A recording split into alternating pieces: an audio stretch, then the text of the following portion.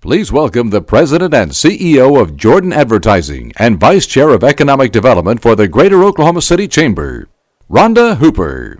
Good morning, everybody. Hope you found a place to park. I know parking was an issue, but you know what's that is an issue, but guess what? We have tourists coming to this facility, and it's a beautiful facility, so that's a good problem to have. Well, welcome to the 4th annual State of the Economy event, an event produced by your Greater Oklahoma City Chamber.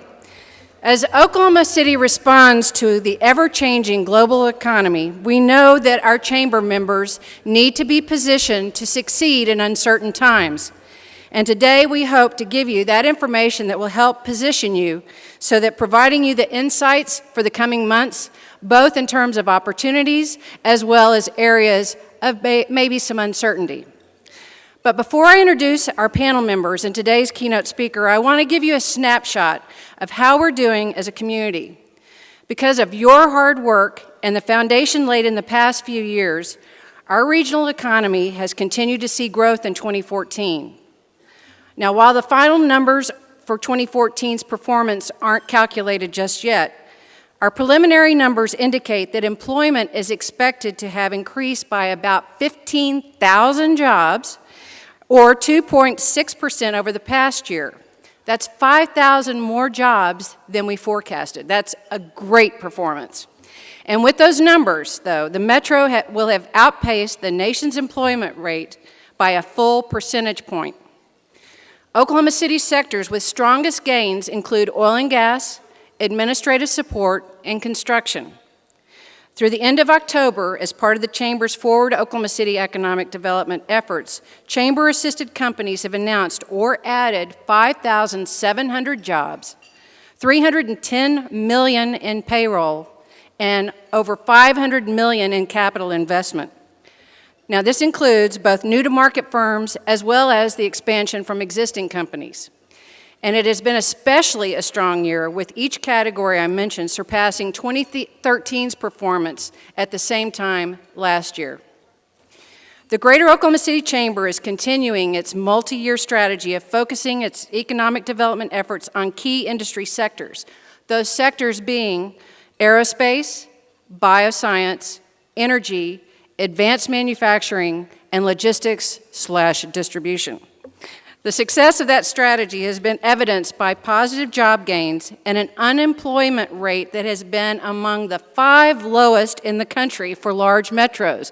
5 lowest in the country. Isn't that awesome? And even more so for 45 consecutive months. So for Oklahoma City, preliminary forecasts for 2015 indicate that our region will experience about a 2% growth in employment, or 12,000 jobs. However, the performance of Oklahoma City's economy in 2015 could be somewhat dependent on the price of oil and gas, something that we'll discuss with our panelists later in the program. But we remain optimistic, but recognize that an uncertain future can bring unexpected challenges. So it's critical that the business community remains united in its efforts to ensure that the Greater Oklahoma City region continues to be a place that will attract new investment as well as a talented and qualified workforce. So today, we'll hear from a local panel of economists as well as a respected national forecaster about issues that are critical to the Oklahoma City area. The economic trends we discuss here today will undoubtedly influence how we approach our business strategy on a day-to-day basis. But before our panelists speak and before our keynote, I'd like to invite today's signature sponsor, Arvest Bank, to make a few comments. So please welcome to the stage Executive Vice President and Regional Manager for Arvest Bank, Brad Krieger.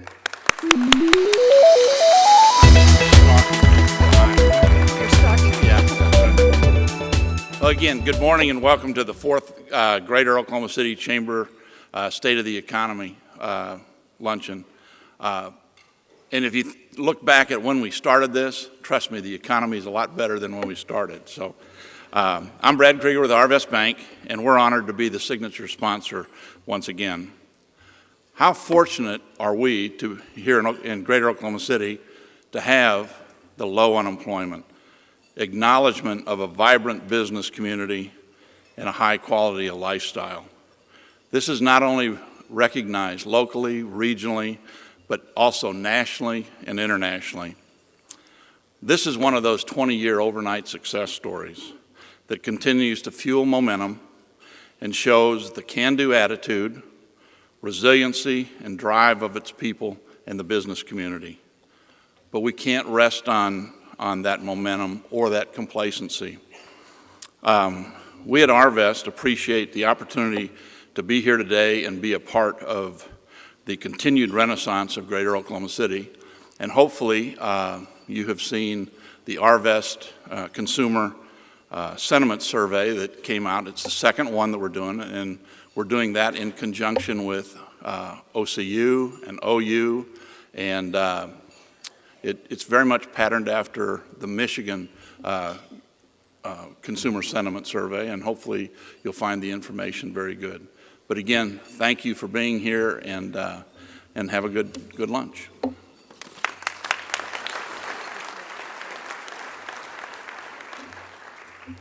Appreciate your remarks, Brad. We appreciate you very much, Arvest Bank being our signature sponsor. All right, let's introduce our panel of Oklahoma economists. We'll have a brief Q&A after I have about 6 questions I'm going to pose to our panelists, and then we're going to open it up to Q&A from the audience. And we have microphones, so if you'll raise your hand, and I'll give you instructions later because I know that's hard to follow while you're eating your salads. So our first panelist is the Senior Associate Dean for Economic Development and Impact. Please welcome Dr. Robert Dauffenbach.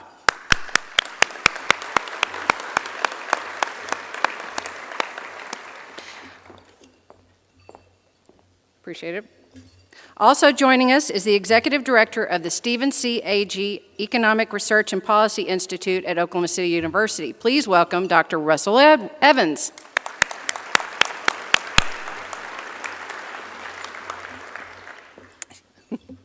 Our next panelist is an economist and Dean of the University of Central Oklahoma's College of Business. Please welcome Mickey Hepner.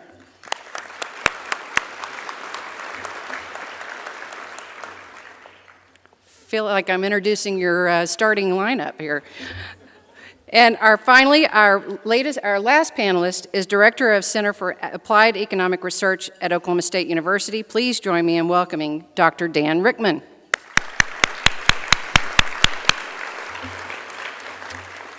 I'll move over here, and Dr. Chimerine, I'll introduce you later.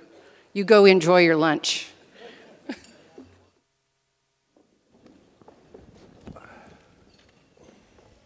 Y'all ready for the hot seat? Okay. 6 questions, so please continue enjoying your salads. I'm going to ask the entire panel, so whoever would like to chime in, you just give me the little nod, okay? Is that cool? This first question, in looking at the Oklahoma economy, what are the areas that concern you the most? And on the flip side, where are you most encouraged? Don't answer all at once. Gonna go down the line. Oh, Dan, okay. You're on the hot seat. Okay, I'll start. Well, I'll start with where I'm most encouraged, because I'll start with the positive. I'm most encouraged in terms statewide. I think Oklahoma City is obviously the bright spot. You know, the momentum that they have here with the energy sector, the aerospace cluster, the MAPS projects, and the quality of life. I think this is really, an engine of growth for the state right now. And so this is what I see as a bright spot. Also in Tulsa, I think, mid-level manufacturing has performed very well and will continue to perform well also. My concerns, which we'll get to in one of our questions, probably stem around a lot with education. I think it's gotten a lot of attention. It really is a problem. This could really adversely affect our economy if we don't kind of get in a better path with that. Also, we're very underrepresented in the so-called STEM jobs, the science, technology, engineering, and mathematics. If you go outside the energy sector, the aerospace sector, we're extremely underrepresented. And so this is really an area of growth in the country, and it's a place that we seem to be lagging. Thank you. For me, first of all, let me thank the Oklahoma City Chamber for hosting this event again. This is the 4th time we've done this, and we have food plus discussion about economics. To me, this is heaven. Food and economic discussions. Okay. So thank you again. For me, the biggest concern that I see facing this state, the concern I have for this state, is more of a state-level issue, and that seems to be our unwillingness as a state to focus on investing for our future. Whether it's investing in infrastructure, investing in our children, investing in quality of life, we seem to be consistently choosing to focus more on today instead of tomorrow. And so we have roads and bridges that are consistently ranked among the nation's worst, certainly not what you would expect in a dynamic, vibrant economy. We have a rail infrastructure that certainly isn't conducive, whether we're talking about freight or passenger rail, to what you would typically see in a dynamic, thriving metropolitan kind of economy.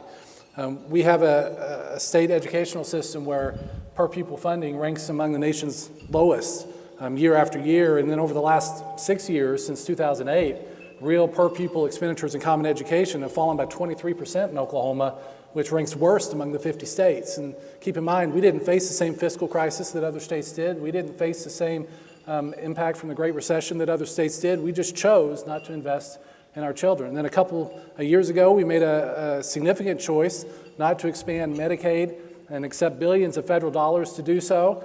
On this stage 2 years ago at this event, I pointed out how from an anti-poverty perspective, that was a mistake because it will leave 150,000 Oklahomans behind.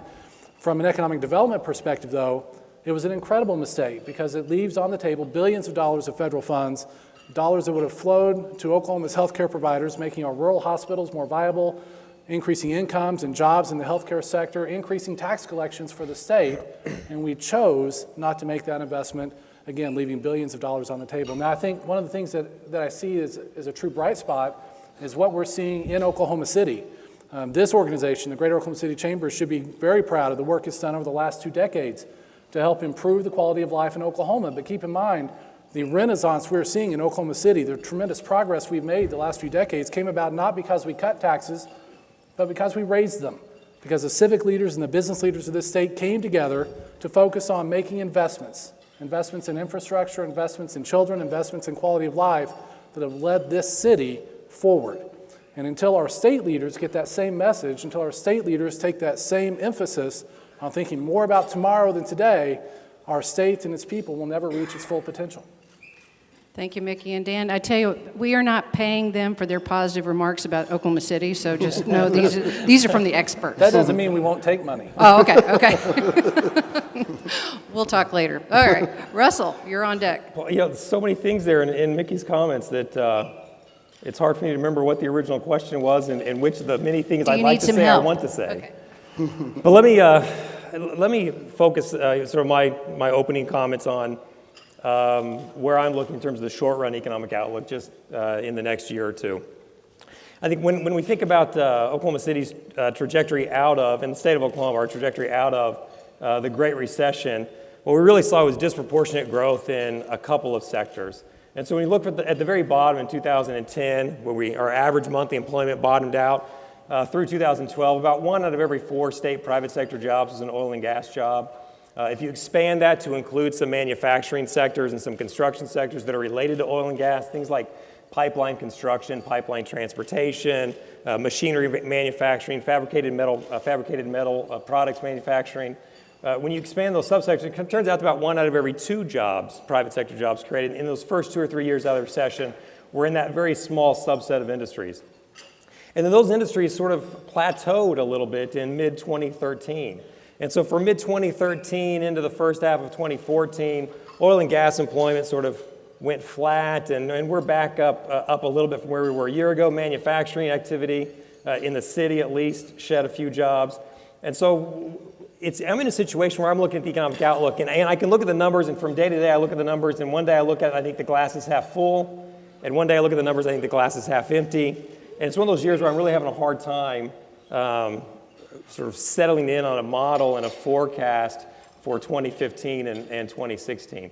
Overall, I think I'm settling in on a more optimistic forecast. I think that the pros outweigh the cons in this situation, but we are still waiting, at least I'm waiting to see in the numbers what I would consider to be more robust cross-sector growth that reaches out across not just manufacturing and mining, and now what we see today in construction, leisure and hospitality, a few sectors. We really see that robust growth going forward. So I have a half full, half empty perspective that I think I'm hoping the panelists today will convince me it's half full.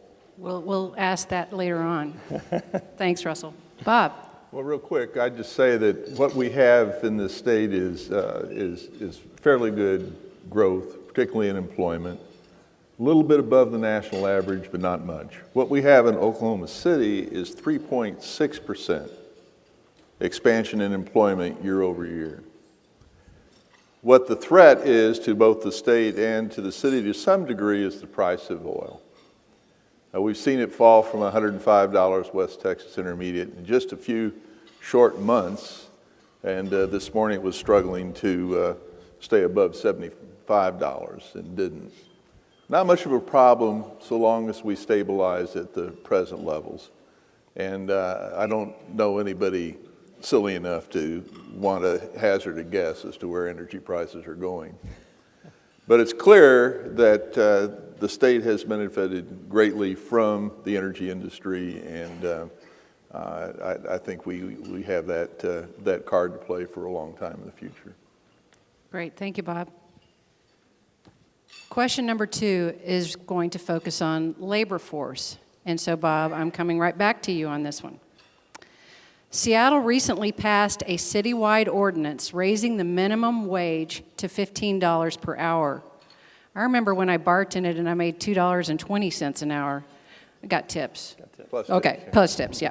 But with legislation to increase the federal minimum wage stalled in Congress, proponents of a raise have turned their attention to states and cities. What are the pros and cons of that type of legislation, and should we expect to see other types of initiatives by communities as they struggle to attract talent? As of last summer, 23 states in the District of Columbia had minimum wage laws that exceeded the national minimum wage law.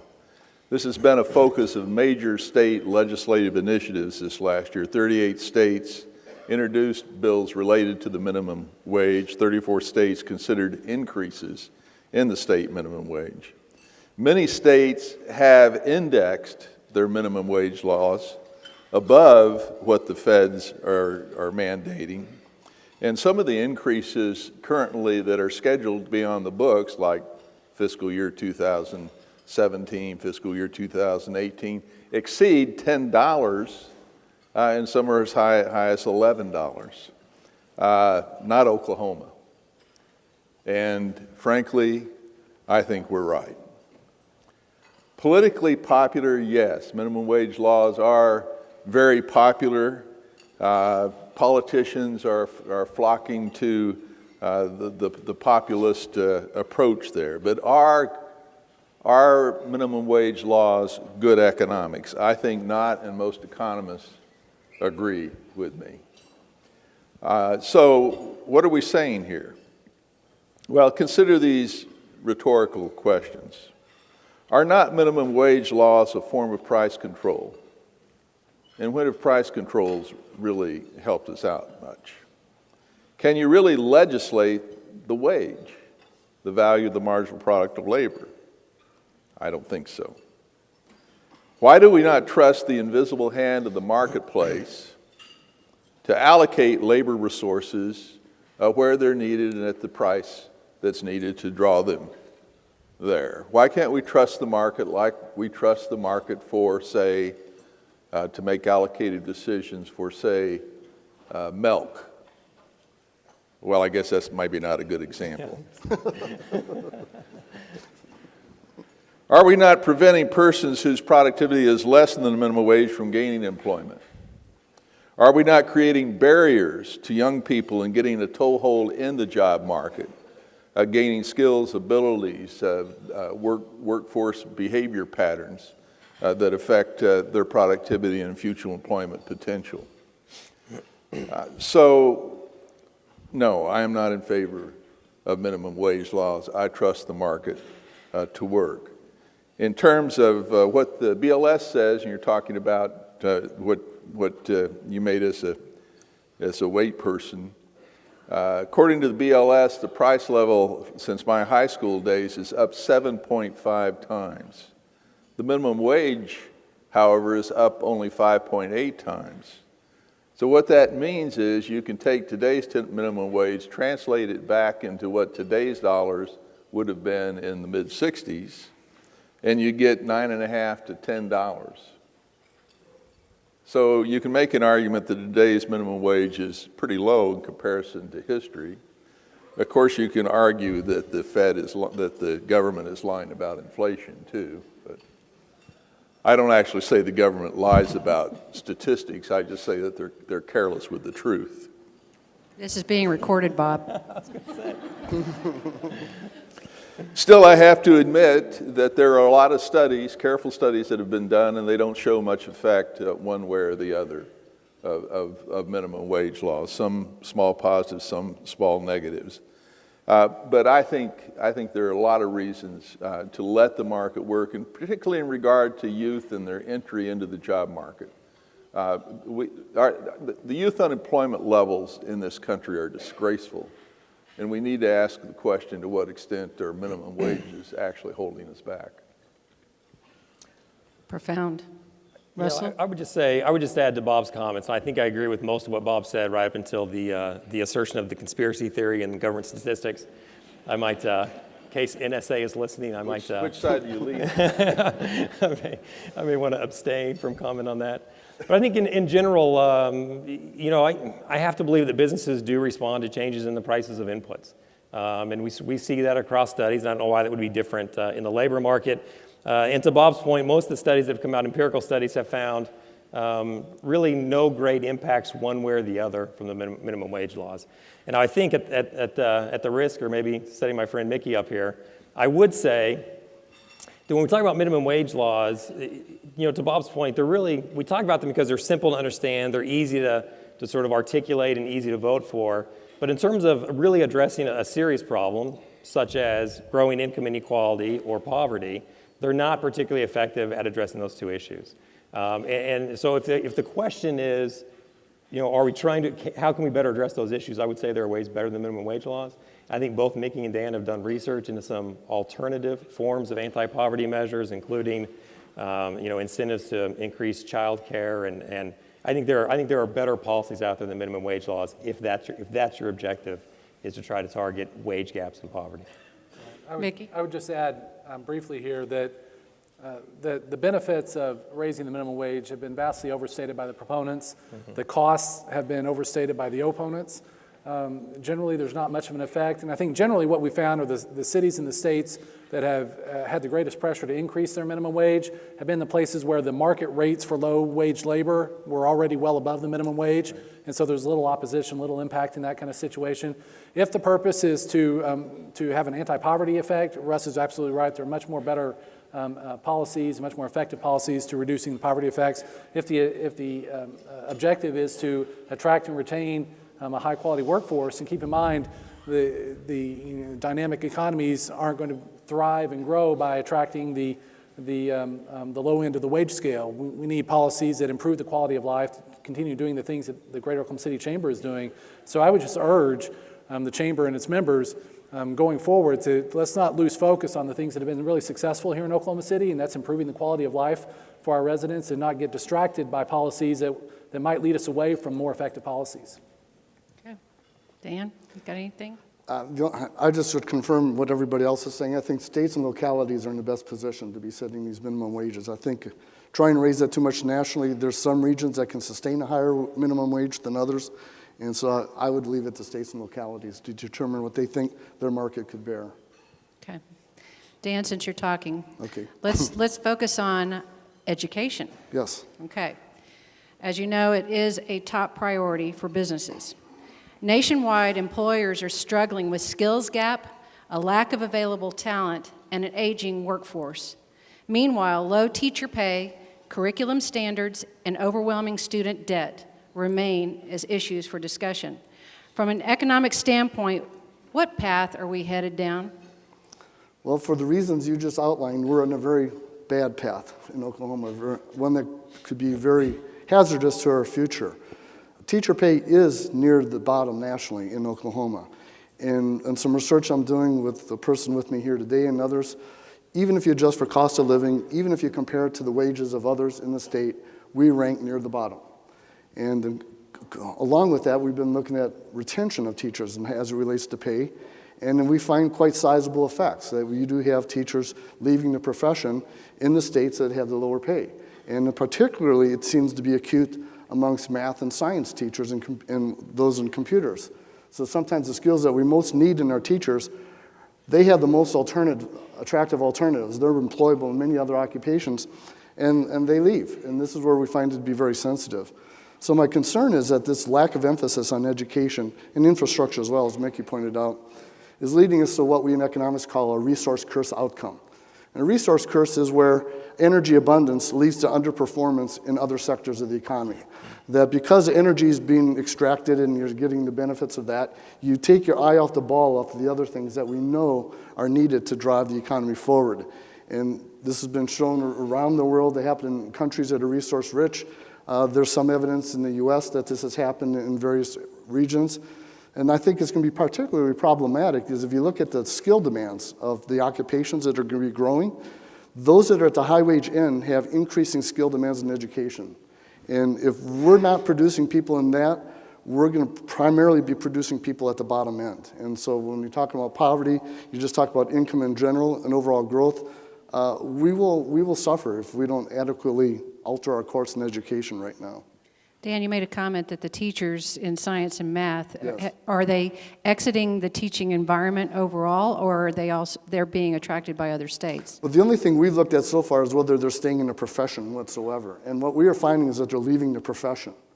I mean, our next step is we want to kind of look at where people might be moving, but we're finding them just simply leaving the profession of teaching, those who had specialized in math and science in their education training.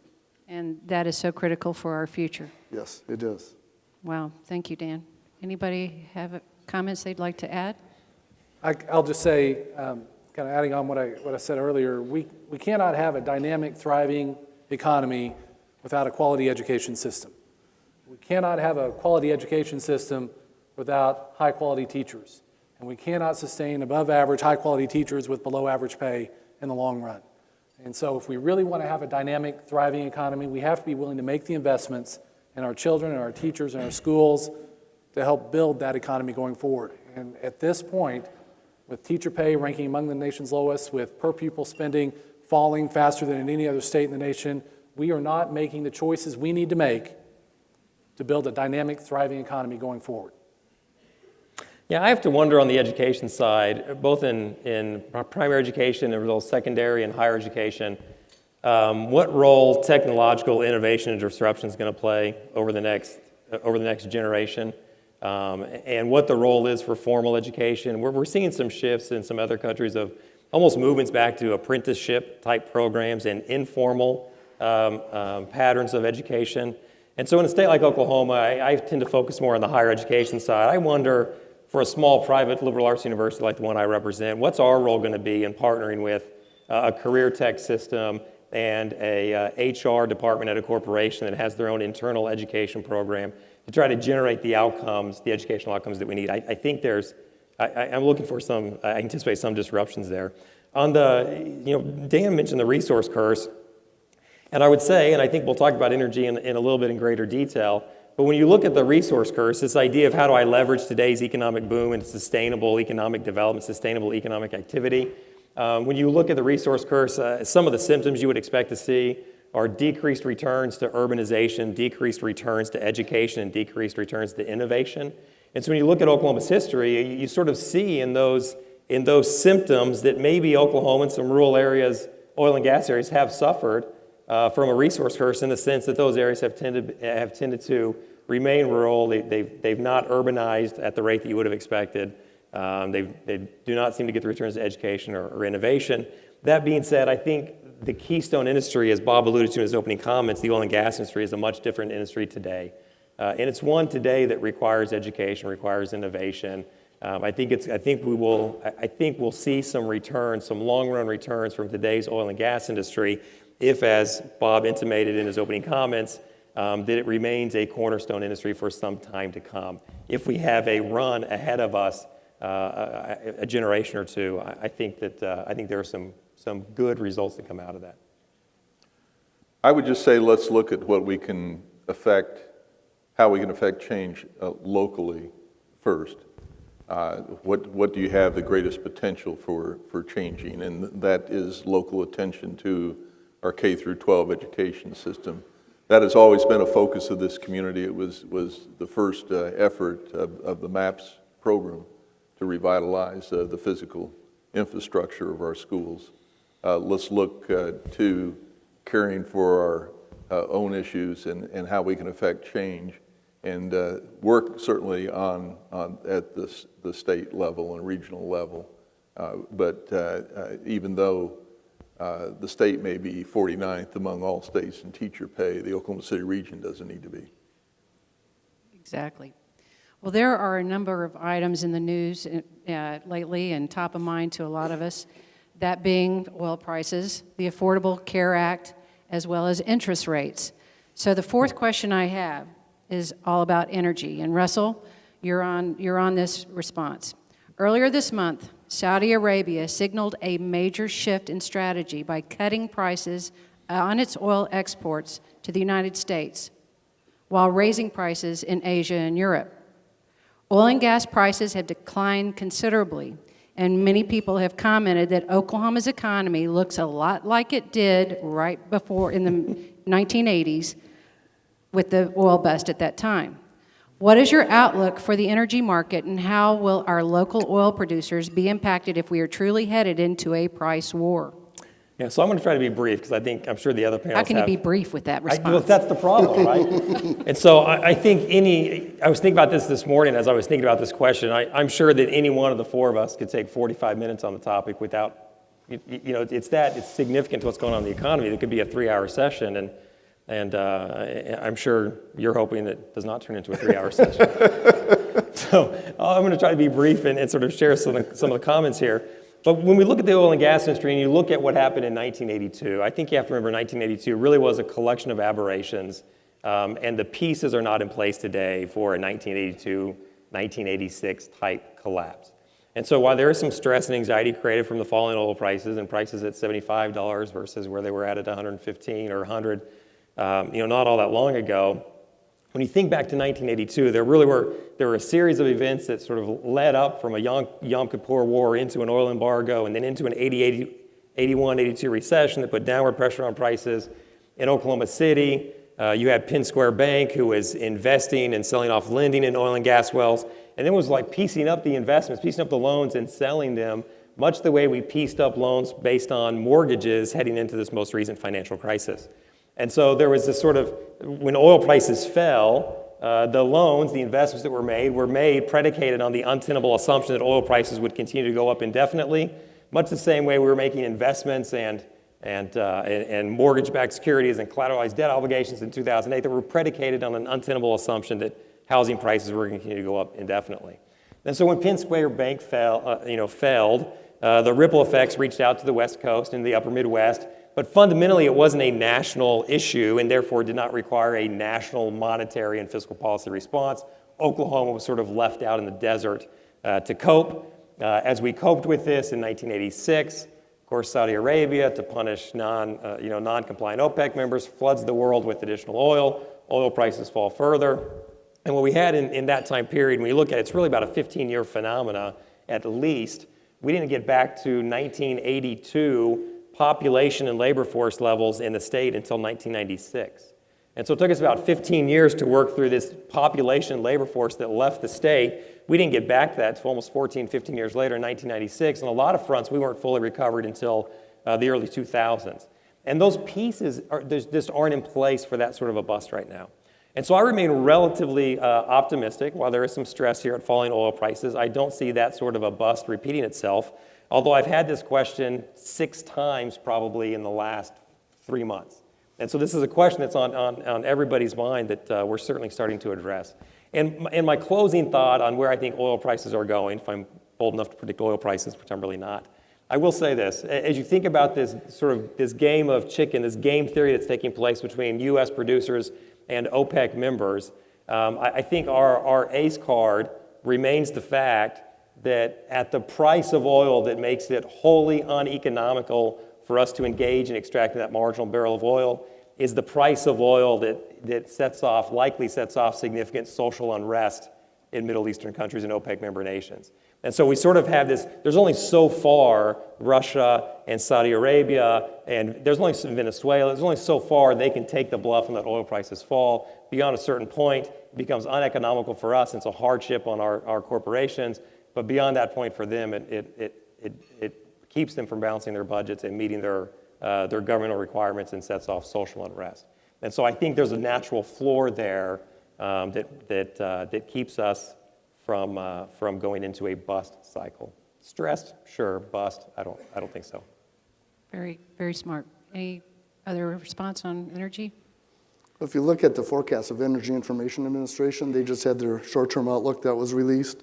And even our national forecaster that we use in our forecasting efforts, they really don't forecast much of an impact on production in the upcoming year. You have many producers have hedged in their prices that they deliver at. You have a lot of current plans underway. They don't anticipate that the price change we've had, and even if it's a little bit less than where we're at, is likely to change things much in the near term. In the longer term, it really is, as Bob said, it's kind of anybody's guess. But in the near term, it doesn't seem to be much of expected of a change. All right, thank you. Mickey, you're on deck for Healthcare and Affordable Care Act. As you know, the Affordable Care Act remains a central concern of this business community as companies continue to face potential penalties under the employer mandate and seek to effectively comply with the law. Comply? Where'd that accent come from? Given this uncertainty, what do you believe are the implications of our local companies and the state's economy? First of all, there is some uncertainty, and the employer mandate portion of the Affordable Care Act is easily the most concerning portion of that act for me as an economist, but not necessarily for the reasons that you might think. Anytime you have a regime change, a big significant policy change, and certainly in an area and in an industry that has such a significant impact on a firm's cost structure, you're going to have uncertainty. The good news is that the uncertainty is somewhat temporary. And so in 2015, employers with more than 100 employees will be required to provide health insurance to 70% of their employees, or else pay a penalty of around $2,000 per employee. It goes up in 2016 to where they have to have 95% coverage, and employers with 50 or more employees have to have coverage for their employees as well. So the penalties are just going to start in 2015 and 16. But mostly those are going to be going to the firms that have more employees, more than 100 employees. And so the firms that have fewer than 50 don't ever have to pay the penalty. The uncertainty about that, because we're changing incentives, we don't quite know exactly how it's going to play out, understandably creates some uncertainty for firms, and as a result, it helps delay investment that they need to make until they see more and learn more. But again, most of the firms that have more than 100 employees are already providing health insurance to their employees. So the effect is actually relatively small for the largest firms in terms of that piece. And once we get more certainty as to how this gets enforced and how this plays out, that uncertainty goes away. The biggest issue to me with the employer mandate, though, is that it's really not necessary. It has very little impact on the overall insurance rates in the market. And if we think about other types of insurance, I don't buy insurance for my house from my employer or through my employer. I don't buy insurance through my car or through my employer, but I have to buy my health insurance through my employer. And that just seems a little odd to me. And it's an artifact of the historic benefits that employees receive from having employer-sponsored health insurance. And a lot of those benefits, for instance, if you got really sick, you couldn't have your insurance dropped. Well, a lot of those benefits for a group health or employer health plan have gone away now. And so it's really pretty easy to go out on the insurance exchange and buy health insurance, a lot easier than it was, and you get high-quality health insurance. So what I would expect over time is once we get past this period, you'll see increasing pressure for relaxation of this employer mandate and enabling more people to go out and buy health insurance on the insurance exchanges. You can go out to healthcare.gov and look, and there are 50 health insurance plans being offered in Oklahoma right now. And you can buy one that varies based on premiums, based on deductibles, based on all the different factors. If you want one that has a wellness plan for health, for heart problems, then you can get one that specializes in that. So you get all this choice, all this information. But for most of us, we don't get that choice and that information because of the employer mandate, because I don't get to choose my health plan, my employer does. I think over time there will be increasing pressure to relax that giving us all more choices, more information, and more efficiency in the market. Wow, that's interesting. Get relaxed over time because they will be more astute as to what their options are. Okay. Any other weigh-in on that question?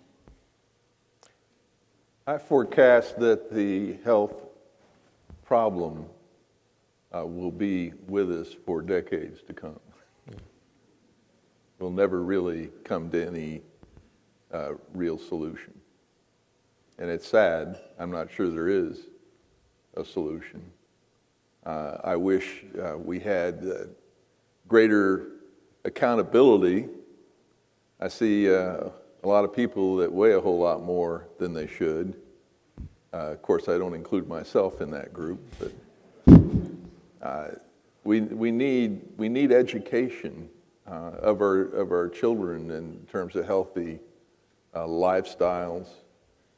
We have to recognize that there are inherent problems. All the bad calories for you are cheap calories, and so it's a tough nut. And I don't really see any solution. I would say generally, sort of unrelated to healthcare, I always think about uncertainty in business conditions and economic outcomes. It often has less to do with the level of uncertainty and the change in uncertainty. It's that differential, things becoming more uncertain or more certain. And so with the passage of the Affordable Care Act, I think businesses are starting to adjust that it's the reality. And so, you have these things that are marginal changes in the level of uncertainty, but I don't see it being a real factor that forces business conditions. And then we had the midterm elections and Supreme Court taking up the... and everything changed right, again. So exactly. So, sort of right as I had this thought, then, you have these two events that really could affect that change in uncertainty. And to Mickey's point, could, in the short term, have some investment decisions as firms try to decide what's their optimal size, what's their optimal investment pattern, as they try to sort through what's coming next. Do you want to? Well, the only thing I could maybe echo what Mickey said before about expanding Medicaid is if you put that to a cost-benefit analysis, my suspicion is that would have a higher benefit-cost ratio than most of our tax credit programs. So if you looked at it purely on a dollar flow, I mean, this a huge amount of dollars that we're paying in taxes are not coming back to us. We're just letting them flow out. And guess what? When they come back to us, well, we collect state taxes on those. So that's just sort of like any other economic development program that you were envisioning, that you think there's some cost, but you're getting income in return, and you get to tax that. And that's not to mention maybe the improved health outcomes of people that we know from economics improves employee productivity. So I understand the cost concerns. I've had my cost concerns with the act itself, but given that it's law, and given that we're already paying, we should be taking that money back. Gotcha. My final question before we turn it over to the audience for their Q&A is directed back to Bob, and that's the federal economic policy. In a recent discussion of Federal Reserve monetary policy, the Wall Street Journal noted that history offers little guidance for the months ahead. The Fed has never wrapped up a $4 trillion stimulus program before and has no experience raising rates from zero. Apparently, Janet Yellen and others would disagree. What is right and why? No small question to ask.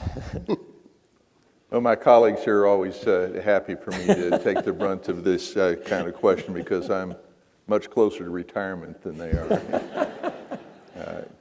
As you know, many of you know, I'm quite a cynic, and yet I am happy to report that there is no recession on the horizon. I follow a lot of news, read a lot of blogs and other people's opinions about where the economy is and where it's heading. I also look at the Chicago National Activity Index, Chicago Fed National Activity Index. The Fed has come out with a recent new index called the Labor Market Conditions Index, where they dynamically compile a number of variables into one series. It gives us very good projections about, very good foreshadowing about whether we're headed into a recession or not. So I'm quite pleased to report this time last year I was a little more concerned that we might be heading into a downturn, and since we were touching on zero on some of those measures. But the most recent data is quite, I wouldn't say extremely robust. I'm not not saying we're going to reach some sort of liftoff where we start growing at the more respectable 3 and 4% rates. I still think we're going to be hovering around 2 to 2.5% in GDP growth in real terms nationally for maybe the foreseeable future.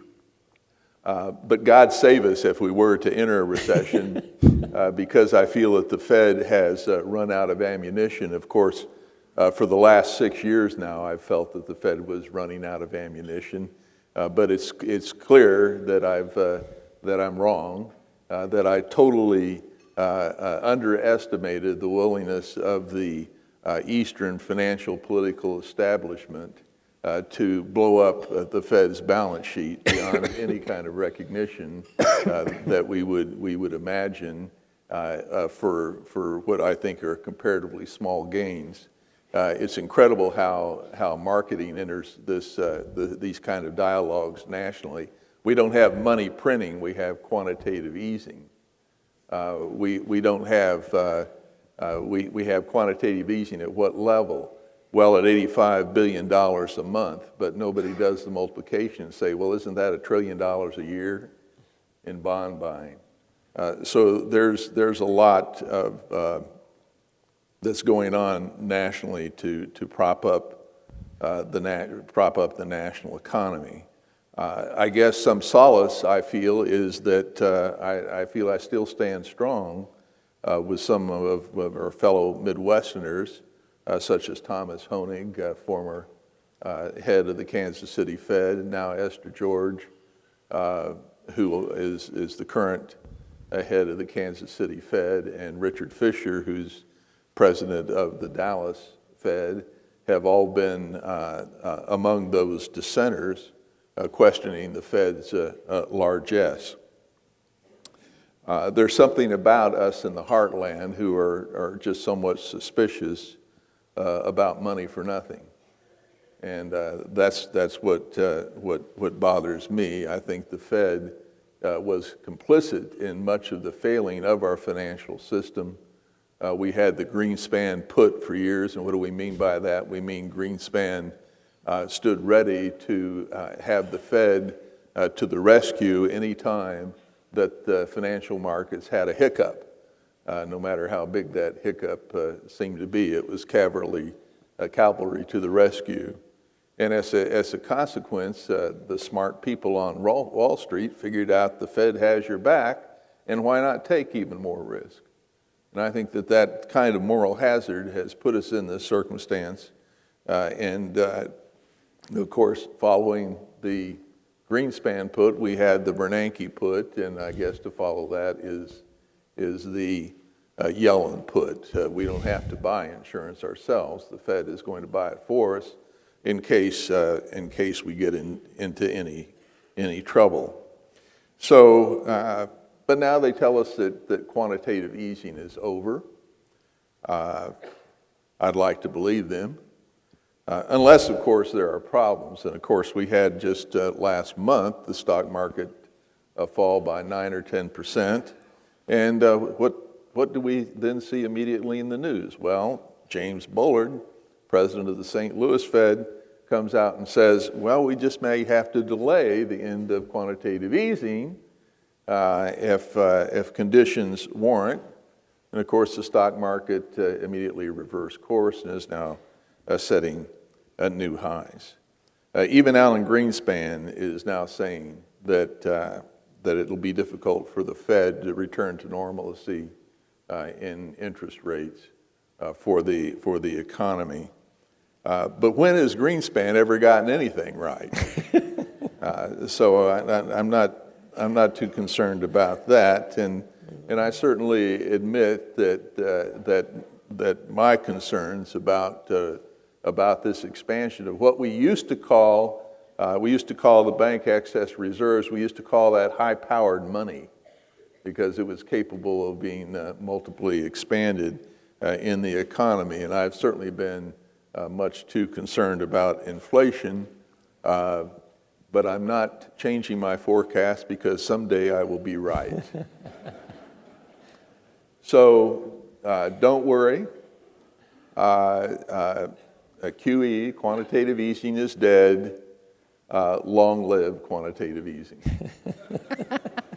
You know, you may be cynical in your own opinion, but we don't think so. You're very insightful and appreciate your remarks. I tell you what, I want to open it up to the audience for your questions, but if you'll raise your hand, someone from the chamber will come with a microphone. Don't be intimidated. Just because they're very intellectual, there are no dumb questions. Some more intellectual than others, I'm teasing. Okay. Okay, so Dr. Dauffenbach, I appreciate your insight very much. I'm your average Joe. I have 401k. I graduated from college in 2004 and was told that there will not be Social Security for me, so I'm on my own, so be sure to invest and work it out, which is what I've been doing. But then I see our national debt exceeding 16 trillion, and our GDP is 16 trillion, so we've kind of, $100,000 mortgage with a $100,000 a year salary. So what, I guess long-term, is my strategy okay with planning my 401k to retire? I'm not qualified to speak on this issue. I think that you just periodically and consistently and methodically increase your savings. I know you're not getting any kind of return for it now. Maybe someday you will. And certainly the approach that the financial analysts recommend, and I have to admit it's done pretty well over time, and that's a balanced approach. Some bonds, some stock at that 50% level for each, but heading more towards bonds the older you get. So take a little more risk at present. I think in your situation, young, a little bit of money to put in the market. We've got weakness in many energy services companies that I think will, don't hold me to this, and I'm not licensed in this area, but I think are certainly good long-term bets. So I like the energy industry and what we're seeing there in many respects. Yeah, I would say, I just have to make a comment that I think it's terrible that you graduated in 2004, and we see this all the time with young people convinced that they will not have any Social Security available for them when they retire. And what it does is it sort of takes that generation out of the Social Security fight, and they reconcile themselves to the fact that they're going to go through life and pay much higher taxes to support the retirement of the baby boomer generation ahead of them, and then when they get there, there's not going to be anything there. And then when they get there and they find out there's a little something there, it feels like the raw deal they got wasn't quite as raw as they thought it was going to be, right? And it is very much a raw deal, and I think there will be some Social Security there, not nearly as much as should be there for you, and I hope that my generation and younger can get involved in looking today for a Social Security solution that doesn't impose all of the costs on us, but very little of the benefits to us. Beyond that, on the Federal Reserve comment, I would just add that, the challenge I see with the Federal Reserve is I don't know that they know what normalcy means to them right now, whether it's normal interest rates or normal-sized balance sheets, or as I interact with folks at the Federal Reserve that I know and I listen to speak at conferences, some say, well, we need to get interest rates off of zero back to more normal interest rates. Some say, well, we've got to get the balance sheet back to a more normal size. Esther George has said, well, we've got to get the balance sheet back balanced between its long-term and short-term assets. Forget about the size of the balance sheet. We just want the ratio of long to short-term assets to be what they have historically been. And it's not real clear that either the Board of Governors or the branch presidents, the Open Market Committee has a plan, a working definition of what the normal is that they're trying to return to, much less a way to get to that point of normalcy. I think they're going to try to do it incrementally. I mean, they said that they really are going to try to be as creative in unwinding it as they were in getting us in it. But what you want to avoid is doing it too drastically. That's right. So they're going to try to do it incrementally. They're going to let a lot of the bonds expire, can gradually shrink it. Obviously, you don't go back to where you were because the economy has grown. Be a different spot. But there will be hiccups, right? There's going to be unintended consequences. They have financial instruments they're going to use. Sometimes they're going to work. Sometimes they're not going to work the way they hoped. I believe we have a question over here. Yes, you mentioned that there were better ways to improve poverty rather than controlling the minimum wage. Two-part question. One, what are those? And secondly, what is the long-term effect of a widening poverty class and its greater gap from the upper and middle classes? Heavy question. That's a heavy question. Sounds like Mickey? First off, if we think about it from a federal level, it's pretty clear that whenever you increase the minimum wage, there are some increases in earnings for people at the lower end of the wage scale, because some people also have a harder time finding employment. But you have some increase in earnings. But more than half of the benefit of that goes to people actually living in poverty. Much of the benefit of increasing the minimum wage goes to people who are living outside of poverty, like teenagers, young adults who come from families that aren't living in poverty. But another program, such as expanding the Earned Income Tax Credit, is a program where 97% of the benefits of expanding that go directly to the families in poverty. And so I've always argued that a much more effective tool, if we really want to help families who are struggling, living day to day, week to week, and paycheck to paycheck, the Earned Income Tax Credit and programs like that are much more effective at making a difference in their lives than raising the minimum wage would be. The minimum wage is popular to talk about, but it's not as effective at actually changing lives as in expanding the Earned Income Tax Credit.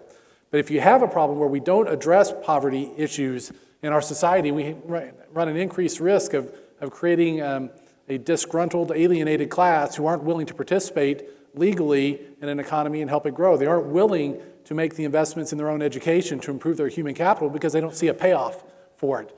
And that disgruntledness, that lack of desire and passion and hope and optimism has long-term economic impacts because it lowers the level of human capital attainment, lowers the level of innovation and investment. Essentially, we're taking a large chunk of our population and turning them off from giving us their best. Any other questions? I think we probably are running out of time, and you're probably wondering where your main course is, so it'll be on its way. But it's so, 4 assets of Oklahoma's economy sits right here. They are so intellectual and so outstanding. And Russell, I have a question. Sure. Is it half empty or half full now? I think I'm leaning towards the half full. All right. Great answer. Thank y'all so much. Appreciate it. Enjoy your lunch, and we'll be back in a few minutes to introduce our keynote speaker, and he's going to blow your socks off. So enjoy your lunch. Thank you very much, and I'm going to offer an apology right off the bat. I flew here yesterday from Florida, but for whatever reason, my voice decided not to come with me. And so my throat is a little raspy, but it should be okay with the help of this microphone. And Rhonda, you did a great job moderating that panel, and it is not easy. I moderated a panel a couple of weeks ago with 2 economists on the panel, and the topic was the stock market outlook. So I call the first economist up, he comes up, goes through a ream of data, then made a very logical presentation with the conclusion that this implies the stock market's going to go higher. It was very impressive, so I said, I think you're right. Then the other economist came up. He gave the same data, the same statistics, had his approach, and concluded the stock market's going to go down. And it looked very credible to me, so I said, I think you're right. Just then, someone from the audience raises his hand and says, Larry, you said the guy who said the market's going up is right, and you said the guy that said the market's going down is right. They can't be both right. And I thought for a minute, and I said, I think you're right. And of course, with that little story, I agree with everything the panelists said a few moments ago, all 4 of them, even when they contradicted each other. No, my focus today is going to be mostly on the key national business and economic issues. I am well aware of what a terrific place this is to live and work, and I'm certainly aware of the fact that the economy here is booming relative to the rest of the country. Of course, there have been other times historically when that wasn't the case. But I also know that some national trends, national factors, whether we have a national recession or interest rates and what the Fed's going to do, or changes in the federal budget, or other factors, oil markets, oil prices, will impact this region just like it impacts every region in the United States. So that will be my focus today. I will cover, I think, all of the issues that you now read about: the state of the economy, inflation, the stock market, what's happening, excuse me, is inflation or deflation going to happen, and so forth. And I'm going to do it with 3 ground rules. Number 1, I will not throw out dozens of numbers. There are just a couple of gee whiz statistics that I think are useful, so I hope not to confuse the issue with a lot of data. Secondly, I will try not to use much economic jargon. I am being sensitive to the fact that it is difficult work to have to listen to 5 economists in 2 hours. So I will try not to sound like an economist. And thirdly, if you're expecting a doom and gloom presentation, you got the wrong guy. I have been relatively optimistic about the economy and the markets for a long time. I remain optimistic, as I'll explain in a moment. I think we have started now a period which will turn out to be the best in terms of economic growth and general macroeconomic performance across the United States at any time since before the Great Recession and stock market meltdown 5 or 6 years ago. So with that sort of brief overview, let me start with just a quick recap of recent economic performance in the United States. I think all of you remember, even though this region came through it relatively well on a national basis, that recession I just referred to back in 2008 and 2009 was the deepest we've had in this country since the Great Depression in the 1930s. And you might think that I lived through that personally. Close, but I didn't. So I'm only reading from the history books. But this was serious stuff. This was the scariest economic environment I have ever witnessed personally. We were basically in free fall, not only in the economy, not only was economic activity dropping rapidly and national jobs being reduced by about 750,000 a month. Extraordinary decline in jobs and employment in this country. At the same time, the stock market dropped nearly 60% over an 8-month period from when Lehman Brothers announced bankruptcy in September of 2008 until early 2009. That was the 3rd biggest decline in the stock market in the history of this country. The first and second both occurred during the 1920s and 30s during that Great Depression. Market dropped 90% in 1929-30.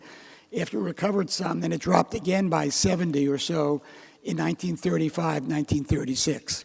Nothing even close to that has happened since then until 2008 and 2009. I don't know how all of you reacted, but both personally, as well as being a professional economist and trying to advise my clients, I was scared.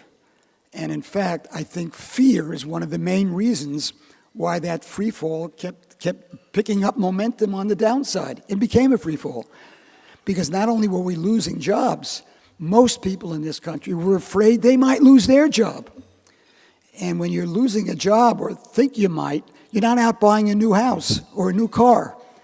It tends to dampen spending below what the fundamentals would suggest, and it just reinforces and accelerates the trend downward. And, if you are as involved in it as I was, and looking at the numbers every day, it was extraordinarily scary. Well, I think all of you know in the spring of 2009, the stock market bottomed after this excruciating decline. And in July of 2009, about a year and a half into the recession, and by the way, the recession was about a year and a half, but it was the last 8 or 9 months that accounted for most of the decline.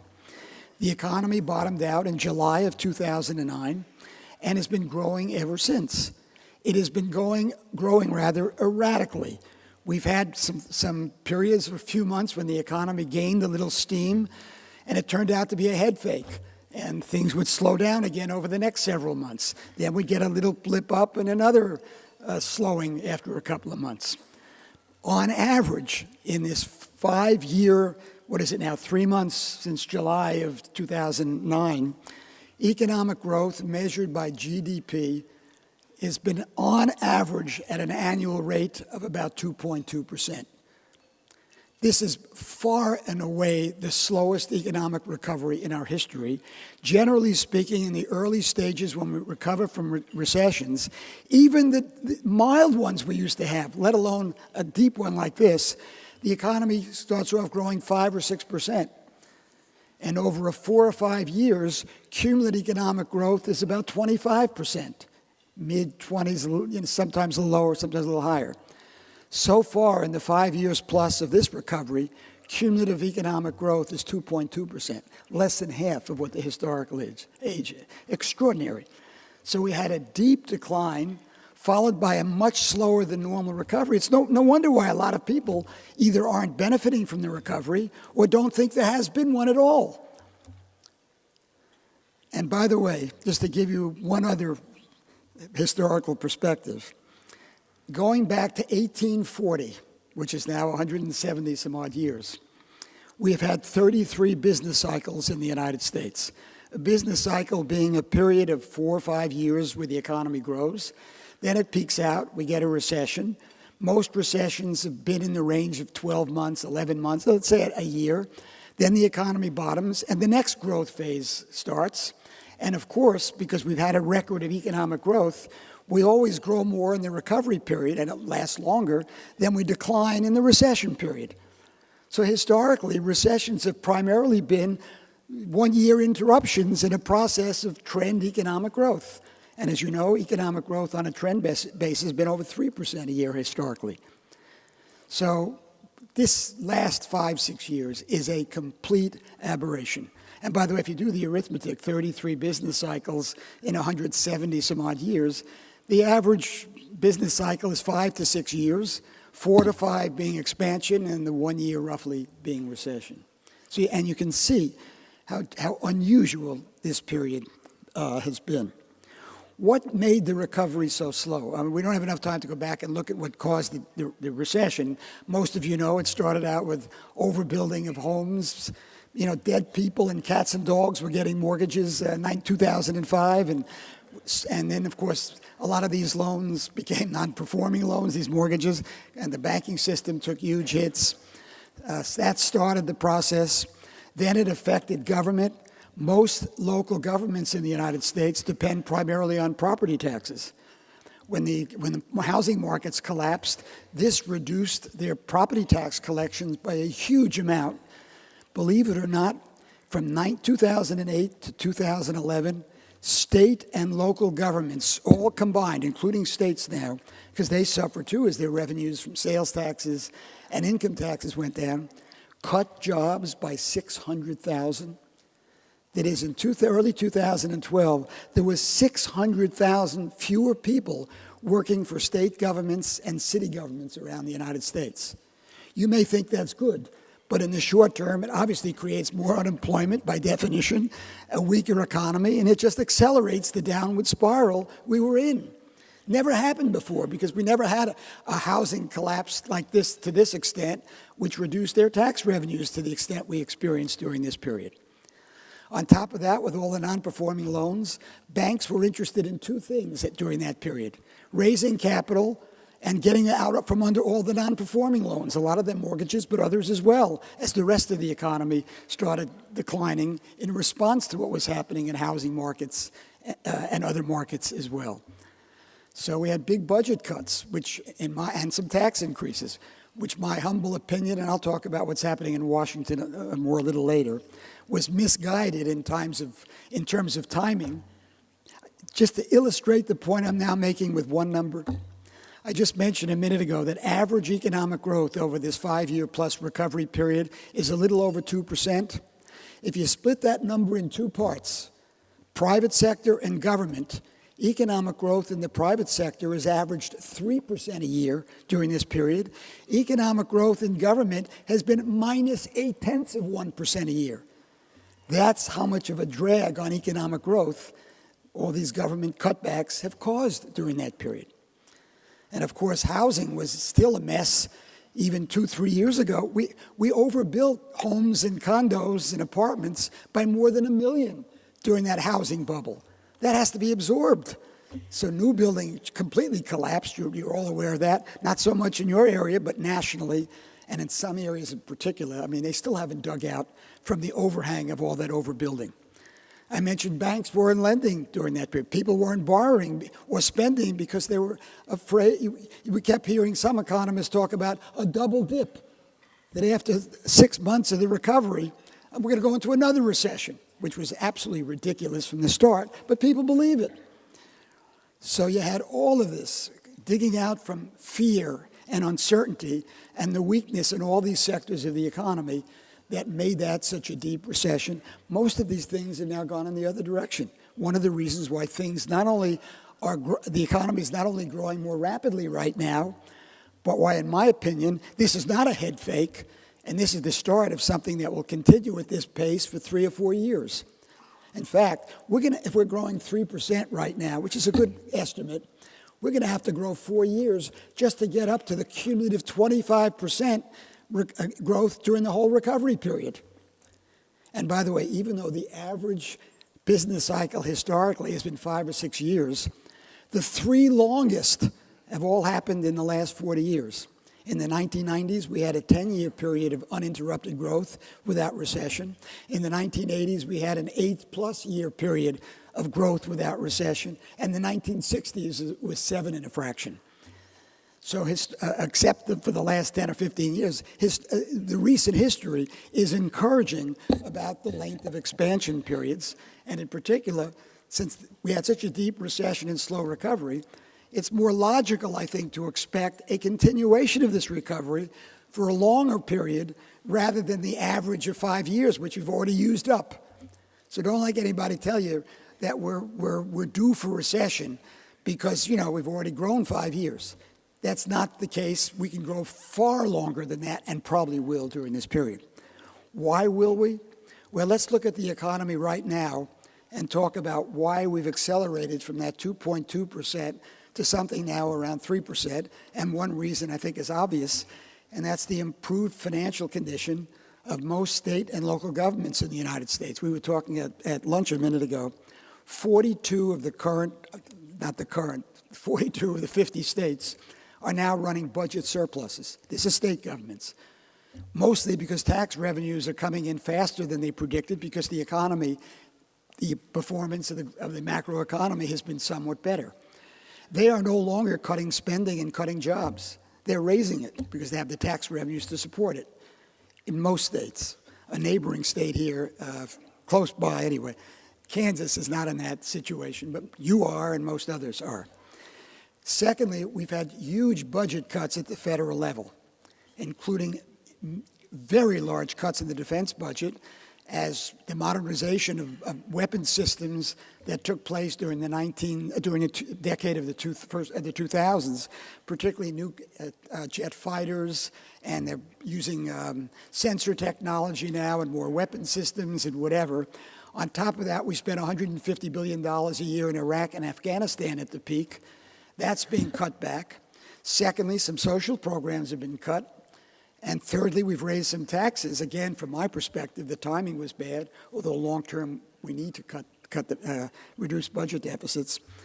But now, that's not happening. The deficit is way down as the economy's picked up, and fiscal policy now is probably relatively neutral. It's not stimulating the economy much, but it's not holding it back like it did over the last several years. Secondly, housing has started to turn up a little bit. It's not booming like it normally does in the early stage of recovery periods because interest rates drop during those periods, but it's moving higher. That's making a contribution. Oil prices, and this may surprise most of you. Did you know that oil prices have come down recently? I'll talk more about OPEC and oil in a few moments. But that's helping, at least it's helping the consumers and the industry that use oil. And again, I'll elaborate that in a moment. This is big numbers, by the way. At current price, gasoline prices, at least regular gasoline nationally, are down about 75 cents a gallon since the summer. That's about $72 or $73 billion a year in savings for the average consumer. 60% of American families live week to week or month to month. They don't save. They spend whatever income they have. And when oil prices go down, and they save, gasoline prices in particular, save $10 a week, which is the average, a significant amount of that gets spent on other consumer goods and services. That's helping at the moment. If you've seen the retail sales statistics and other data on consumers, spending is growing more rapidly now, and that's one of the reasons. I can go down there, banks are lending again. Even small business loans, which didn't exist 3 years ago, now on a rising trend. Mortgage lending is still tight, but not quite as tight as it was before. So that's helping a little at the margin. But what's really happening is we had 7 or 8 factors which were dragging down economic growth. There are others I didn't even mention. Most of those now have gone to neutral, or in some cases, a modest positive, and that's why we've turned. And it's become more broad-based. We're seeing a lot of business equipment, manufacturing industries, capital goods, now getting rising orders, which didn't exist. There was so much capacity because of how weak the economy was, and because companies were afraid to make new investments. They didn't know whether this modest pickup from this economic disaster would continue. They were cautious. Now they're starting to spend to replace their old capital goods that are wearing out and are probably technologically obsolete in many cases. So there's not one overriding factor. I can cite you 10, and I've probably done half of them at least already. That's what's accounting for this. But there are some other factors that are still limiting growth. This is still a modest housing recovery, not contributing as much as it normally does to the recovery in the economy. As I said a minute ago, mortgage lending is easing up, but now you have to be alive and breathing to get a mortgage, unlike 6 or 7 years ago.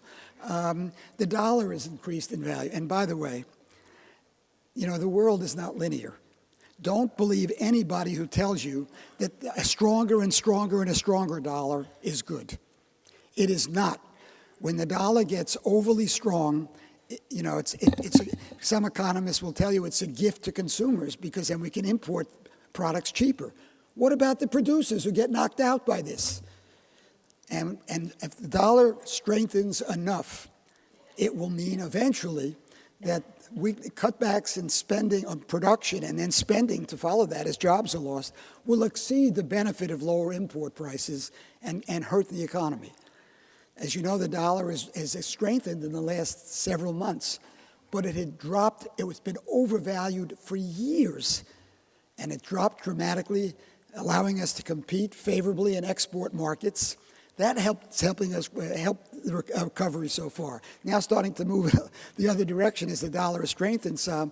I don't think you're going to see the growth in exports in the next year match what it's been over the last year or so. So that will hold us back a little bit in terms of economic growth. I think when you look at the full story, we're going to have continued growth in the range of 3%, more broad-based, both geographically and across industries, as we go through the next several years. There are 3 or 4 issues that we need to address to, in fact, reinforce that conclusion, at least about the outlook that I expect. And after I do that, I'll talk a little about the stock market, and we'll talk about oil and gas. First, I'm sure everybody in this room has seen 100 articles over the last 5 years that what the Fed is doing through QE3 that Bob mentioned earlier in the panel discussion, buying treasuries and mortgage-backed securities and pumping cash into the system, which they pay for those bonds by putting cash in the system, that this is going to cause widespread hyperinflation. No, it won't. And I see some people now talking about deflation. As I mentioned earlier, we're not going to have inflation or deflation, just plain inflation. Why are we not going to have inflation? Number one, most of QE3 has had a very minor impact on the economy. Most of that is now sitting at Federal Reserve, at the accounts of commercial banks, at Federal Reserve banks in the United States as excess reserves. $3 trillion of it. We never had excess reserves. I don't think it ever exceeded 400 or 500 billion, let alone $3 trillion until now. And we talked about banks weren't lending; they were trying to, and demand for credit was low. You can't force people to borrow, so it didn't stimulate the economy that much. Yeah, it helped keep long-term interest rates a little lower than they might have been. The biggest impact, in my opinion, is psychological.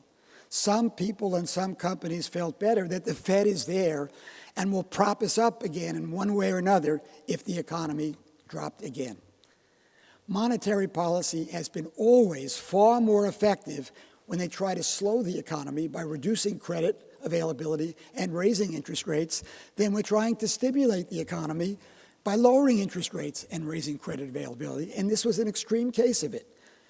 And the people who are telling you not only the money supply hasn't grown that much, because money supply only grows when those reserves are lent and money is created, spending goes up. Didn't happen, only to a very minor extent. Then you have others who are saying the stock market is, temporarily boosted by all this liquidity in the system. Baloney. I'll get to that back in a moment. It has had very little effect, QE3, on the economy, inflation, or the markets. Why am I optimistic that we won't get inflation? In part because QE3 is not an inflationary effect. It hasn't raised the money supply that much. The U.S. economy has changed dramatically over the past 40 or 50 years. Someone mentioned earlier, it may have been Bob or Russell, I can't remember who in the panel discussion, talking about wages. Look at the role of unions in the United States economy. Go back 30 or 40 years when the auto workers, the steel workers, the machinists, and other big unions in the United States were extremely successful in getting their companies to push up their wages, push up their benefits, and they all had cost of living escalator clauses in it. So if the CPI went up, the Consumer Price Index, they would get a further increase in their wages or salaries on top of what was negotiated in the contract. And what would happen? Do you remember the 1970s? We had an oil price shock. You're all aware of it. Crude went from, $3 a barrel to whatever in 1973. That increased gasoline and heating oil prices, increased the Consumer Price Index. GM and all those unionized industries had to increase their wages to their workers. That raised their costs, so they raised prices of their products. And before you knew it, we had a wage price spiral. Some of you probably are too young to remember it. We had 12 and 13% inflation in this country in the late 70s and early 80s, largely because I worked for IBM then. And one of my jobs at IBM was to make sure that we pay our workers good enough so they won't try to unionize our company. So I got pretty knowledgeable about wage trends around the United States and union contracts and whatever, because I worked with the compensation people. So we did the same. We raised our wages just to keep competitive, and our costs went up. And this ratcheted throughout the economy. Do you see any unions now getting big wage increases and having big cost of living adjustments? Most of their bargaining these days is to prevent givebacks. So that is a structural change. And in fact, for the last 6, 7, maybe 8 years, wages among unionized workers have gone up less rapidly on average than non-union workers. Not in every case, but on average. Extraordinary. Secondly, look how competitive the economy has become. Talk about the auto industry. Do you remember when Chrysler, Ford, and GM and most other industries as well were dominated by two or three companies, manufacturers? Now you've got more domestic competitors, but in the case of the automobile industry, there are 26 foreign-based companies selling cars in the United States market. Go back to 1970, the big three had 90-some-odd% of the U.S. car market. It dropped below 50. It says moved back up a little over 50 now during that period. That has restrained price increases in many industries. Look at retailing. Now you can buy at a traditional department store, one of these new mega stores, Walmart or Office Staples or Home Depot, those kind of stores. You can buy online. You can buy on the internet. If there are any left, you can buy at small retailers. Retailing has become extraordinarily competitive. And most retailers can't raise prices, especially since one of their biggest competitors is Walmart. And Walmart just does not accept price increases from their vendors and doesn't raise prices to the consumers, for the most part. Obviously, there are a few exceptions. But retailing has gotten so competitive that the freedom to raise prices doesn't exist anymore throughout the retail sector. I mentioned foreign competition. In a lot of industries, particularly as the economy has been sluggish, you're getting new domestic companies moving into some industries or some geographic areas to compete with everybody else who is there because they want to grow their revenues faster. It is deregulation. I talked about manufacturing. You know, it's only been 26 years, I think, since long-distance telephone service, which was an AT&T monopoly, regulated by one of the federal regulatory agencies, was broken up, and we now have competitive phone service. Now you not only can go to Sprint, or I guess MCI is not there anymore, but one of the other providers, you can use your computer to make telephone calls. It's extraordinary. Your cell phones, extraordinary how much competition there is in telecommunications now. Even at the local level, we've begun to see it, as I think most of you know. Electric power is slowly being deregulated. Banks, you know, years ago under Glass-Steagall, they couldn't sell insurance. They couldn't get in the brokerage business. Unfortunately, in my opinion, that was rescinded, and they've all done that, so they become competitors for the other financial institutions in these other markets and industries. And I think it led to some of the excesses of the last 10 years, but we'll skip that for now. I can spend the next half hour talking about other structural, long-lasting changes to this economy that have changed we had a bias in this country years ago toward inflation. When the economy would get better and better, this would give companies more freedom to raise prices. They generally had very limited number of competitors. And quite frankly, when I was at IBM and I was involved in the planning and budgeting process, our costs went up, we raised prices. That doesn't happen anymore in most cases. Most companies I work with now start their annual planning with the assumption they can't raise prices. And they work backwards. How am I going to improve efficiency and productivity to make sure I can maintain my profits and profit margins?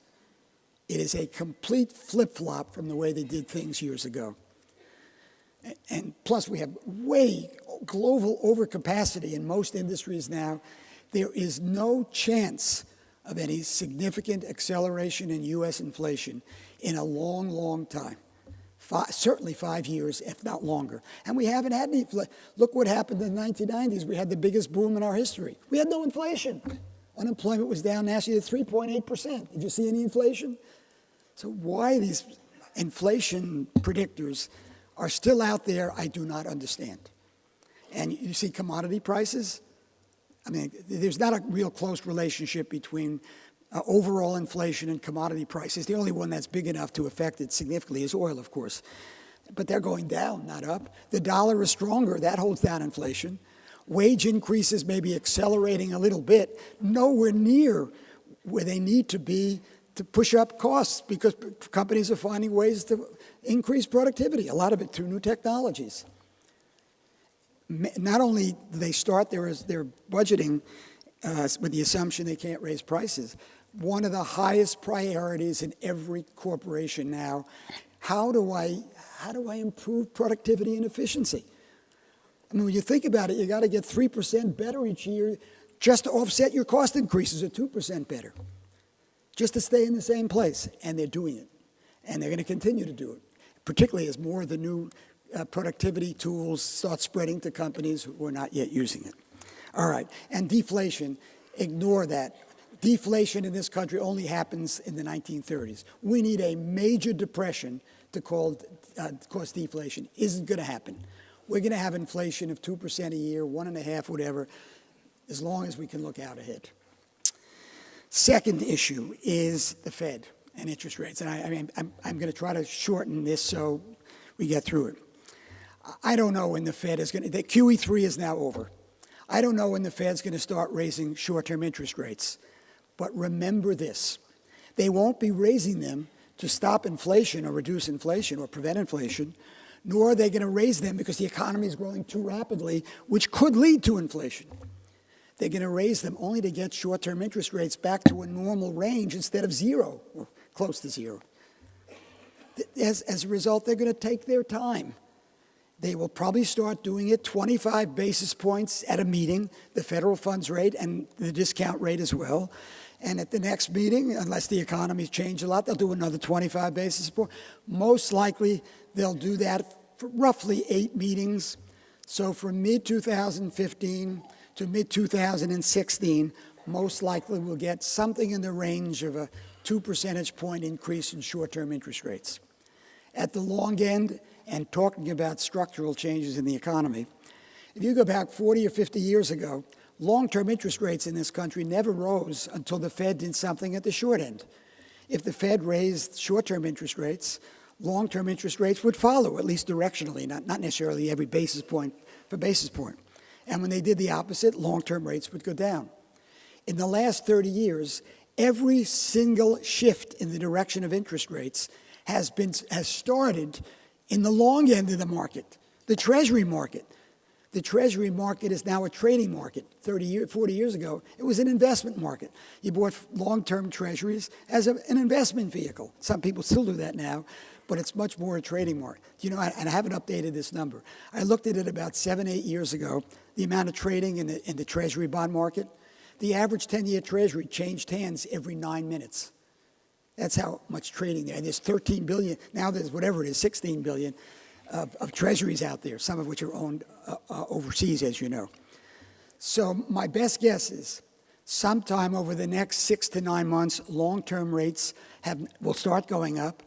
They would have already been going up, except for what's happening in foreign countries. Some of you may know this. Long-term interest rates in almost every major country in the United States and some of the non-major industrialized countries have gone down dramatically.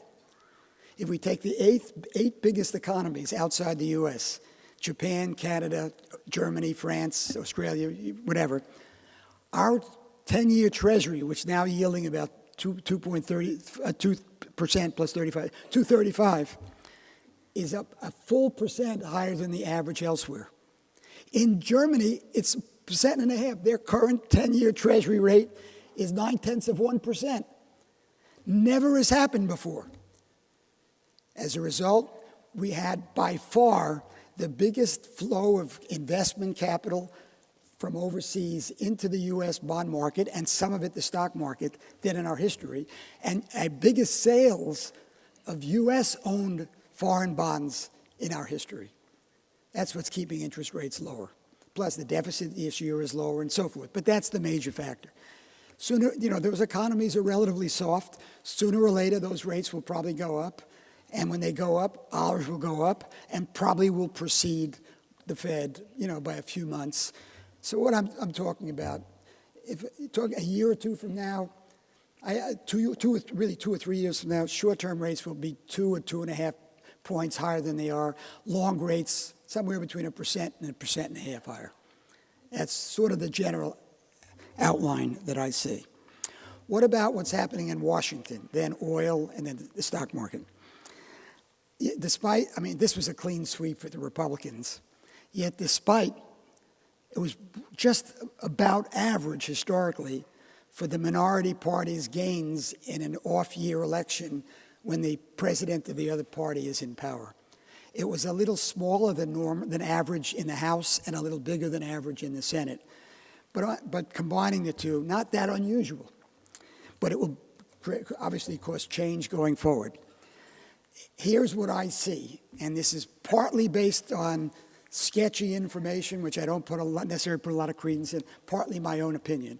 But before I say that, here's what you're not going to see.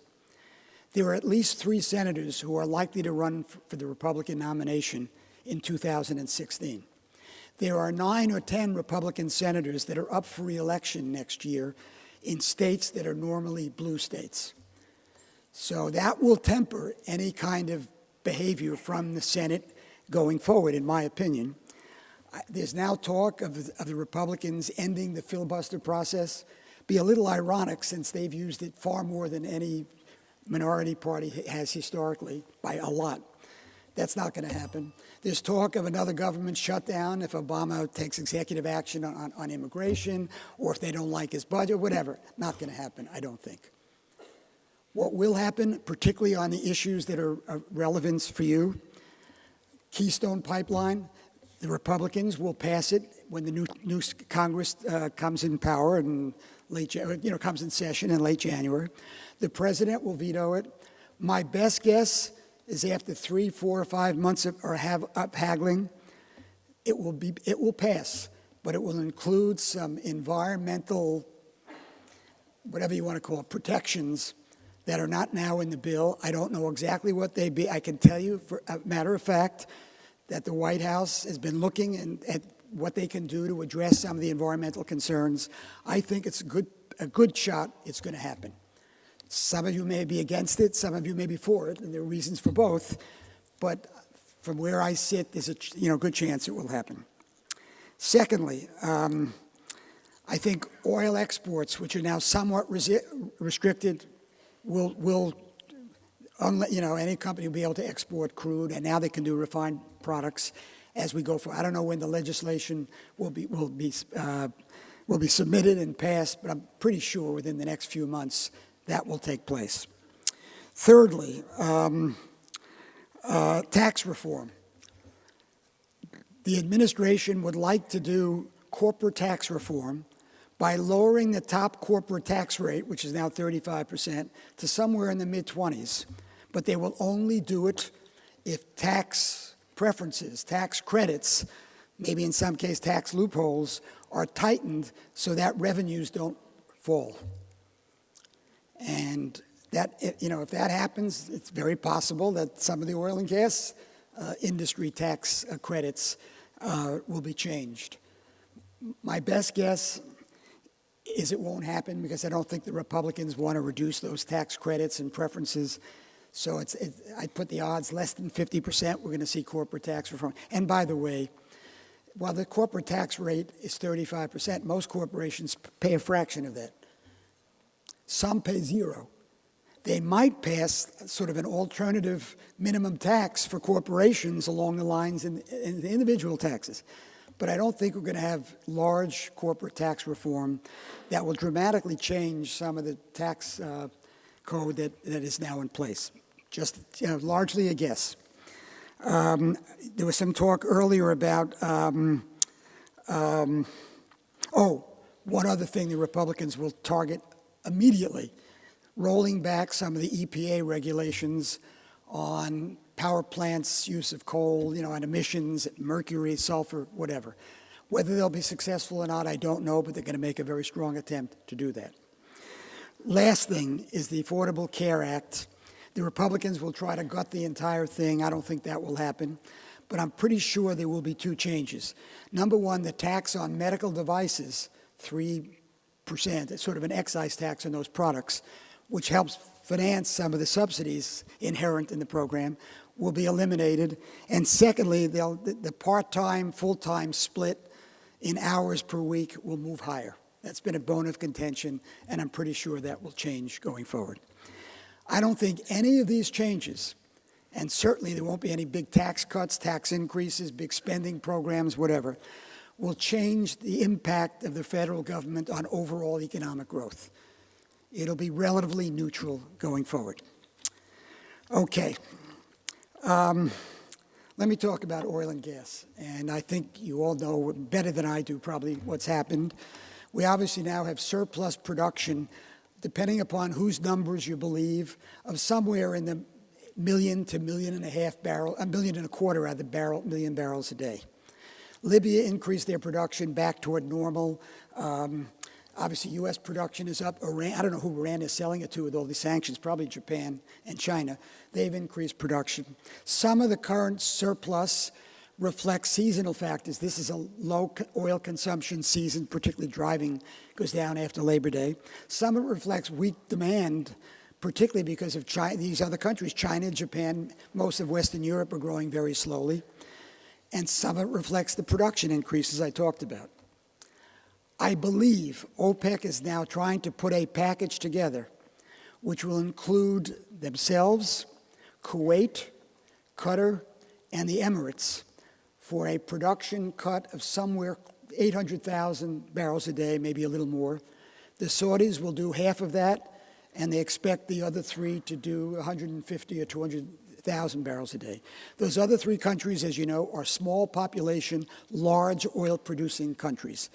They can afford, selling less oil, probably more than all the other OPEC members, especially countries like Venezuela. And there's some talk that the OPEC oil minister is trying to talk Russia into making some contribution toward those cuts. I didn't get this from the federal government. I don't know anybody in Saudi Arabia. I don't know the oil minister. I know people in the oil industry who are relatively well informed. That's my best guess as to what is going to happen. They will limit it. They will say it's a 3-month program to get us through this seasonally low period, or 6 months or whatever, because they want other producers to think that prices may go back down again and not start up as many oil projects as they might be. And the question is, if it stays at 75, and by the way, the Saudis appear to be targeting $90 a barrel as the 9X crude as the price target. There's some evidence that the rig count has dropped a little bit, and some companies are moving back from new exploration. The other side of it is, the cost of fracking seems to be going down. My guess is if it stays at 75, you'll see some cuts in production in the U.S. I don't think they're going to be dramatic. For the next 3 or 4 months, I think increases are in the cards.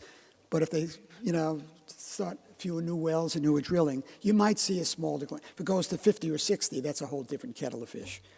And I doubt if that's going to happen. Natural gas depends on the winter. In the Northeast, most heating is fueled by heating oil.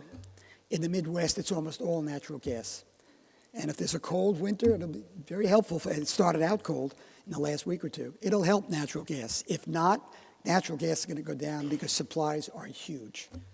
So this is a very far more than oil, weather-sensitive product. The stock market.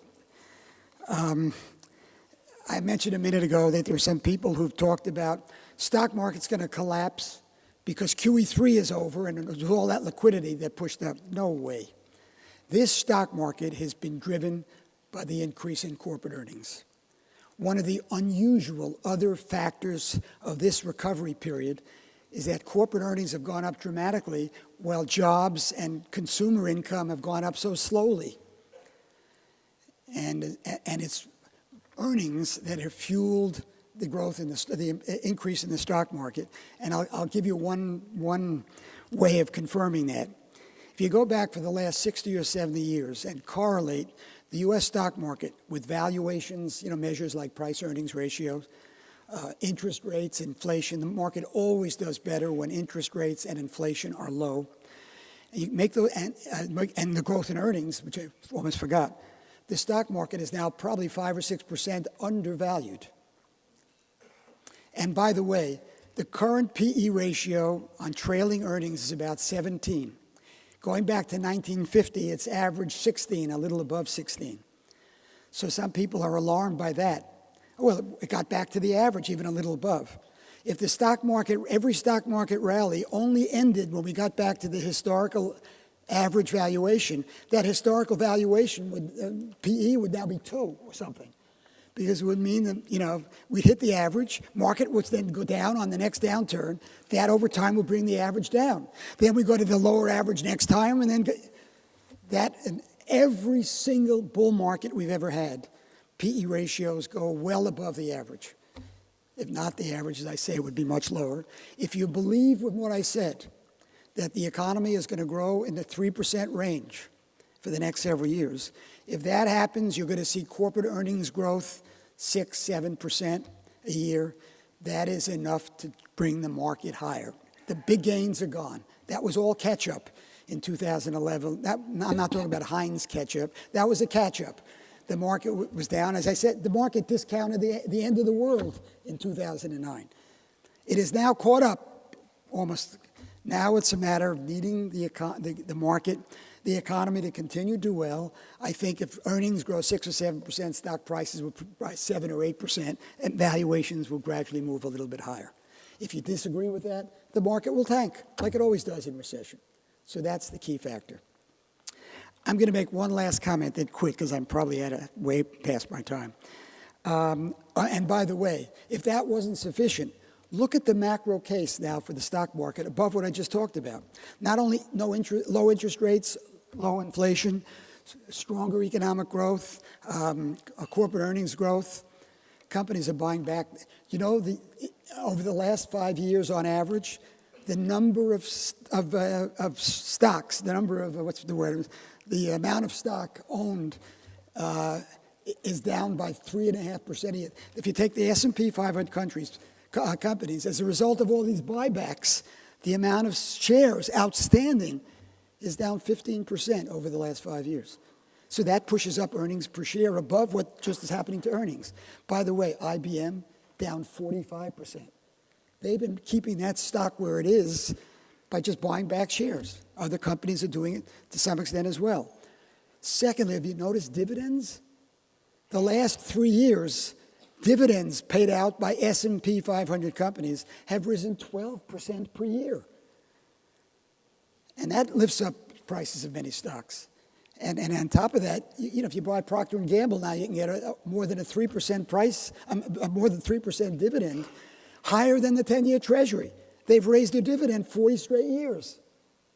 So that tends to help the stock market and is a significant factor, as I mentioned earlier. And by the way, companies have so much cash, they're either using it to buy back stock, increase dividends, or start investing it. All are good for the stock market. Last comment about corporate planning. When I started at IBM almost 50 years ago, corporate planning was merely numbers. We took every product, predicted 10 years ahead how much we were going to sell, how much copper we needed, how much this, how much space, how many workers, and then we went next year and redid it. And the first 2 years would be the operating budget and the long-term strategic budget. That's passé. You have to do some of that. But the essence of corporate planning now, particularly in how volatile and uncertain the world economy has become and how competitive it's become, is companies are increasingly focused on what are the key things I have to do to be successful? What are the things that could drag me down, and how do I overcome them? What are my competitors going to be do? Really the key issues that will determine the health of the economy, of the company. And secondly, corporate planning is no longer a once-a-year activity in October and November.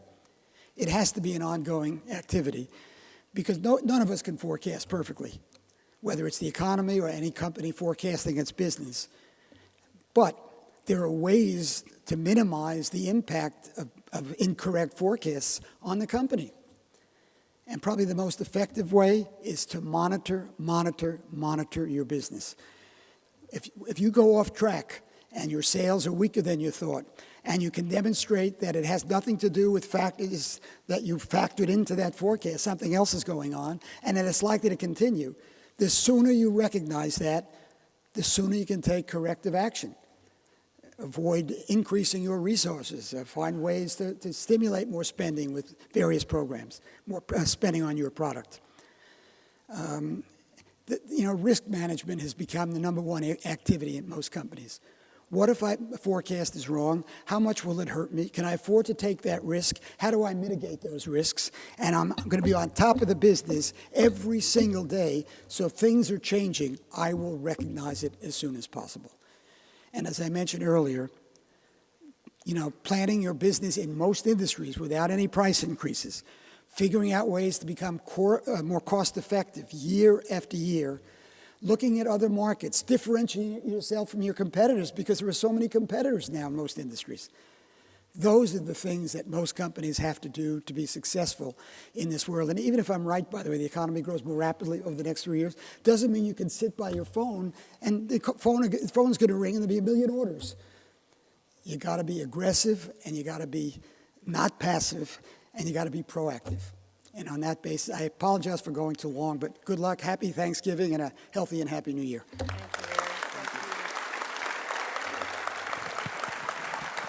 Larry, thank you so much for your comments, especially when you're struggling with a hoarse voice. Okay, wrapping it up. Just take this. Oh, I want those. I want to have your insights. Okay. Thank you again to our signature event sponsor, Arvest Bank, and our other sponsors. We appreciate it. If you haven't already, please register for 3 important upcoming events: the Chamber's annual meeting on December 11th, the Chairman's event on December 15th, and the State of the City on January 14th. Thank you for being a little bit over time. Travel safely. Thank you. Bye.